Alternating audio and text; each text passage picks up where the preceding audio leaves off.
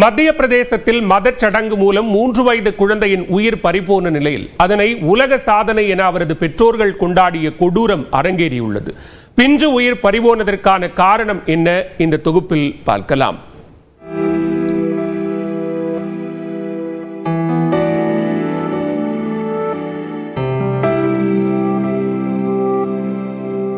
மத்திய பிரதேசத்தைச் சேர்ந்த ஐடி நிபுணர்களான பியூஷ் மற்றும் வர்ஷா ஜெயின் தம்பதியின் ஒரே மகள் வியானா.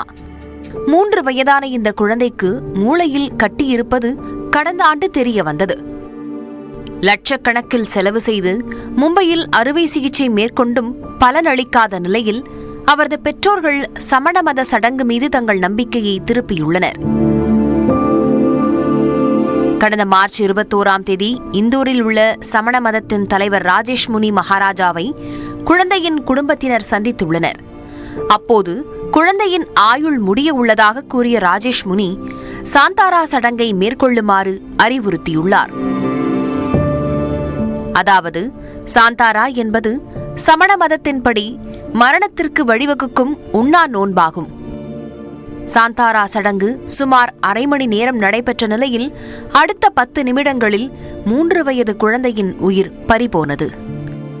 இக்கொடுமையின் உச்சமாக உலகிலேயே மிக குறைந்த வயதில் சாந்தாரா சபதம் எடுத்த நபர் என்று வியானாவின் பெயரை உலக சாதனை புத்தகத்தில் இடம்பெறச் செய்துள்ளனர் குழந்தையின் பெற்றோர். அதன் பிறகே இந்த சம்பவம் வெளிச்சத்திற்கு வந்தது. சாந்தாரா சடங்கு மூலம் 3 வயது குழந்தையின் உயிர் பறிபோனதற்கு பல்வேறு தரப்பினர் கடும் கண்டனம் தெரிவித்துள்ளனர். அரசியலமைப்பு பிரிவு 25 மத சுதந்திரத்தை வழங்கினாலும் குழந்தையின் உயிரை பறிக்கும் உரிமை பெற்றோருக்கு கூட கிடையாது என்று சட்ட நிபுணர்கள் குறிப்பிடுகின்றனர். கடந்த 2015ஆம் ஆண்டு சாந்தாரா சடங்கு இந்திய தண்டனை சட்டப்பிரிவு 306 கீழ் தற்கொலைக்கு சமம் என கூறி ராஜஸ்தான் உயர்நீதிமன்றம் தடை விதித்தது. இதற்கு எதிர்ப்பு தெரிவித்து சமண மதத்தினர் நாடு தழுவிய அளவில் போராட்டம் நடத்தினர். இது தொடர்பான வழக்கை விசாரித்த உச்சநீதிமன்றம் ராஜஸ்தான் உயர்நீதிமன்ற தீர்ப்பிற்கு தடை விதித்தது.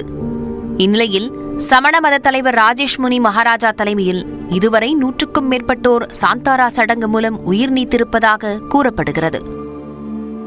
வயதானோர், தீராத நோய்வாய்ப்பட்ட சமண மதத்தினர் சாந்தாரா என்ற உண்ணா நோன்பிருந்து உயிரை விடுவது உச்சபட்ச துறவு செயல் எனவும் புனிதம் எனவும் கருதுகின்றனர். இருப்பினும் 3 வயது பிஞ்சு குழந்தையின் உயிரை கடைசி வரை காப்பாற்ற முயற்சிப்பதற்கு பதிலாக உணவு கொடுக்காமல் உயிர் பிரிய வழிவகை செய்ததை எந்த வகையிலும் ஏற்றுக்கொள்ள முடியாதது என்பதே பொதுமக்களின் கருத்தாக உள்ளது.